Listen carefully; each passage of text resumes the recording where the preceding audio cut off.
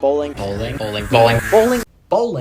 is a sport that has been around for most of history. Dating back as far as ancient Egypt in 5000 BC, it has evolved over the millennia, and in its current form has become a sport of the people. Its athletes come in all forms: men, women, young, old, disabled, or otherwise. It accepts all shapes and sizes, and is made for anyone and everyone. Soon, I will be leaving for the Junior Gold National Bowling Tournament, which allows youth bowlers from all around the US and neighboring countries the opportunity to compete against one another. This year, we're traveling to Indianapolis, Indiana, and coincidentally, I'm bowling in it, and it's my final year before I age out and go to college. So lucky for you, you're getting a vlog and a documentary all combined into one. I happen to have a lot of very disconnected thoughts about bowling and what makes it so unique, but I also want to share my personal experience in hopes it gives you a view on what it's like. So I'm just going to cut between both at random, so try and keep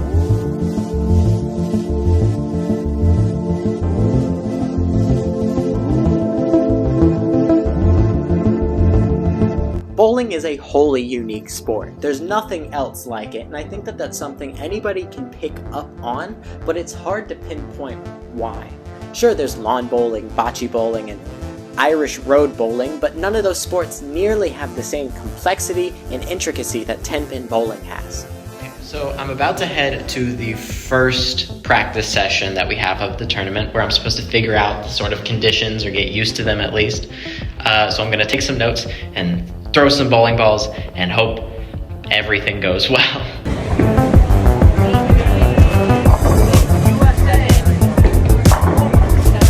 Okay, I finished with the first practice for today. Now we just need to head to the Bowlers Expo so I can pick up my player pass and do all the fun stuff that's there. And then I got another practice later today.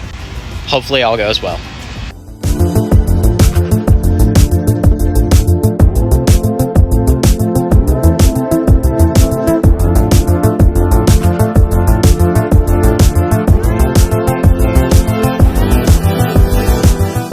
As you can tell, youth bowling alone has an incredibly dedicated community. There are organizations and groups of people nationwide that commit themselves to growing the sport, getting kids into the world of bowling, and giving them an extracurricular activity that everyone can enjoy.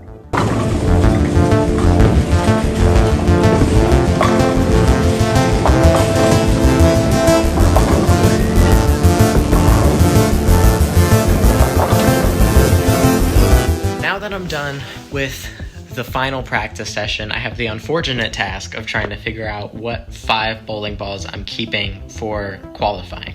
Because for the rest of the tournament, I can only use 5 bowling balls. I brought 12 bowling balls. So I need to whittle down what 7 I'm getting rid of for tomorrow for qualifying. I think I know what 5 I'm bringing. I am a little bit worried about 1 or 2 of the bowling balls I'm keeping out of the bag. Hopefully it'll be fine. I'm sure it'll all work out. Now that the practice sessions are over, I've been starting to reflect on the fact that this is my last junior gold, and more importantly, it's my last youth event ever. Once this is over, I have about a month before I go off to college, and I'll get to bowl in college, which will be a whole exciting other experience that I can't wait for. But I'm gonna miss junior gold and other events like it, because they're extremely fun, and I wish I could do them over and over again forever, but this is my last one, and I really want to make it count. It's my first year, so it's pretty much just a learning curve. So we might have a problem. Basically, in the process of making this video, I may or may not have deleted all of the footage I got from day 1. That's on me. So I'm gonna summarize everything that you're missing out on. As far as the vlog goes, day 1 of qualifying was pretty average. I went -4 overall, so that's not too good and that's not too bad. All I say afterwards is, while that's great that it was like painfully average, I would like to do better. As far as the documentary bit, I talk about how if you've ever tried to go bowling and tried to copy what the professionals do, you'd find out that it's actually crazy hard. And while getting into bowling is easy and accessible for everybody, getting to that top tier level takes years and years of training and fine-tuning to complete. That's basically all you missed. Anyway, here's day 2. All right, I've got some work to do, but it's day 2, so let's do it. bowling doesn't have the same kind of competition that other sports do. In traditional sports, they're clearly and directly playing against someone. There's an offense and defense. There's a pitcher and batter. It's the athleticism of one person or team against the athleticism of another person or team. Bowling is different. Instead of player versus player, it's more of a player versus environment sport, except you're trying to outdo your opponent on said environment.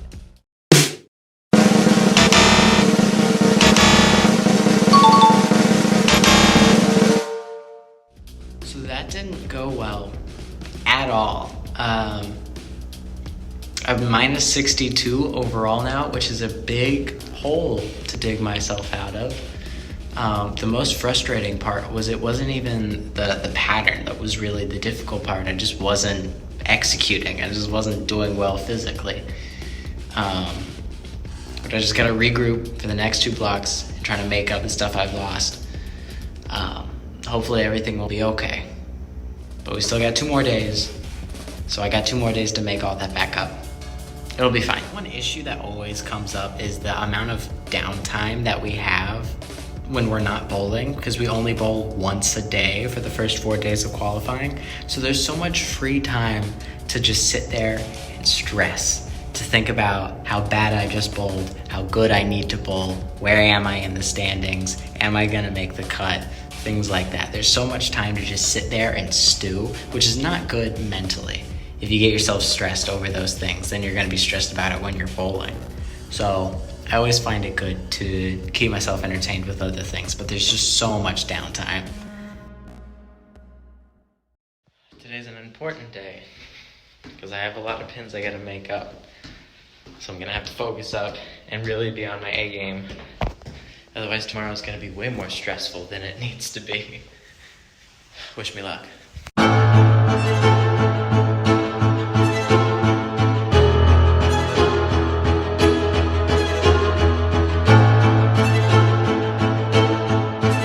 The biggest factor that separates bowling from other sports is the mental aspect. Bowling requires so much consistency, accuracy, and attention to detail that it also requires a strong mental fortitude. While this is absolutely true in other sports, in bowling it is the definition of the challenge. You cannot get away with just being good at bowling. You need the mental strength to back it up.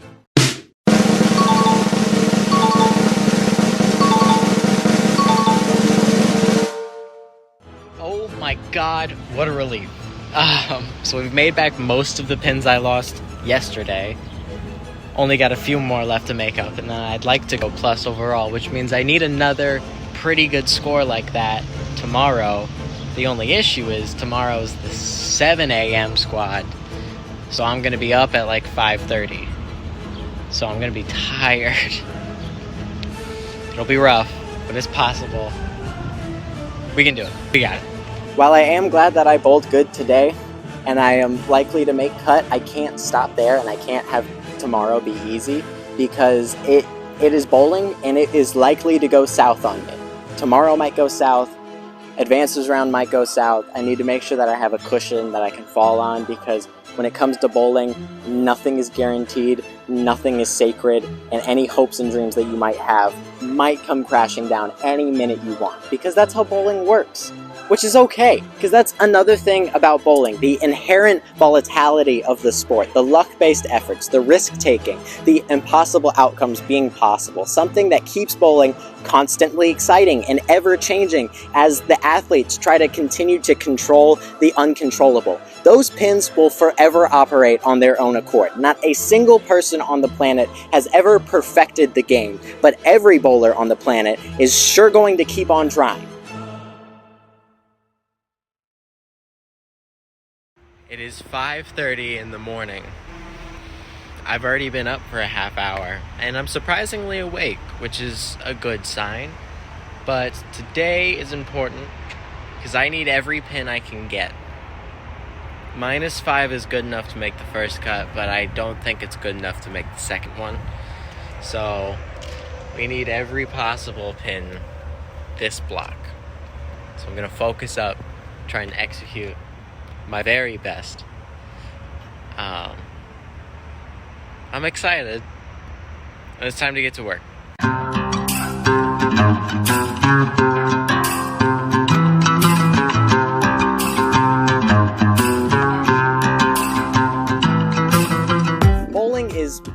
certainly a lesser known sport compared to other sports like basketball, football, soccer, and the like, and since it's also not an Olympic sport, we get very little representation in mainstream media. Additionally, the little representation we have gotten in the public eye has given bowlers and bowling a reputation.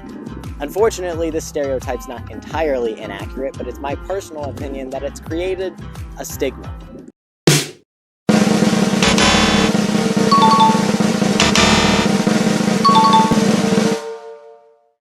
Well, that hurts. That hurts a lot. It could have been better, and, well, it should have been better as well. But I'm minus 64 overall now, which is definitely, most likely, good enough to make the first cut for Advancers round.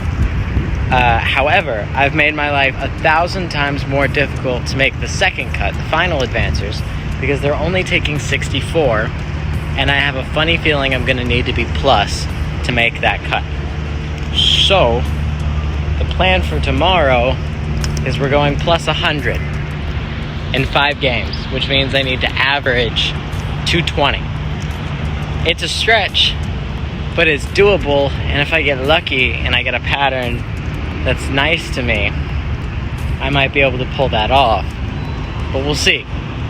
It's going to be some bit of a struggle, but we can do it. It's 6 a.m. and it's Advancers round. I'm very lucky that I get to say that. If I look tired, it's because I am. Today's going to be difficult. It's going to be a big challenge, but I think I can manage it. We got it. No biggie.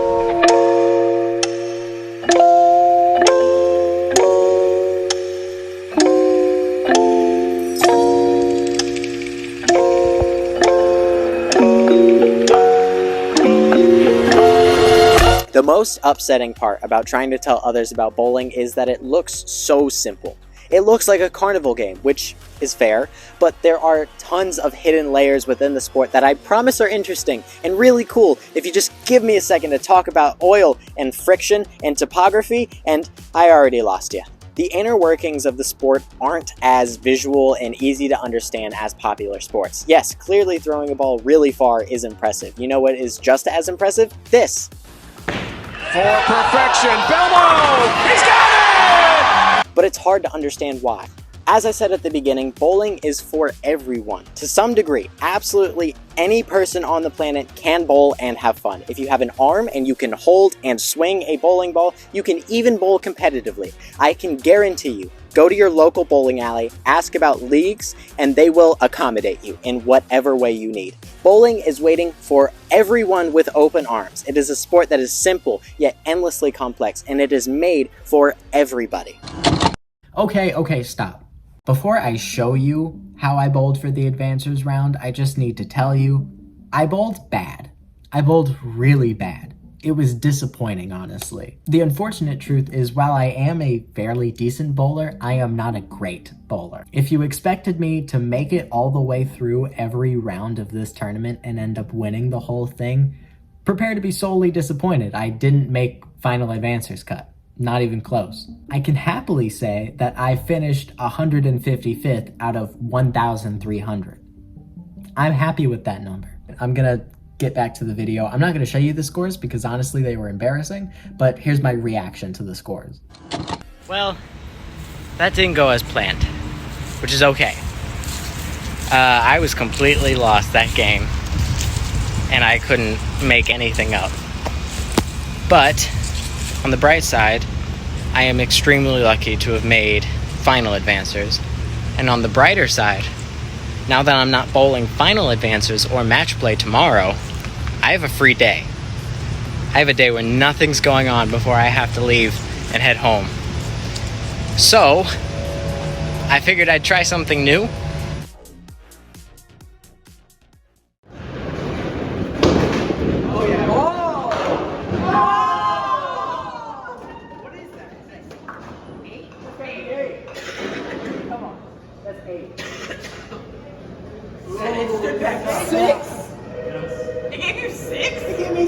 That was 8.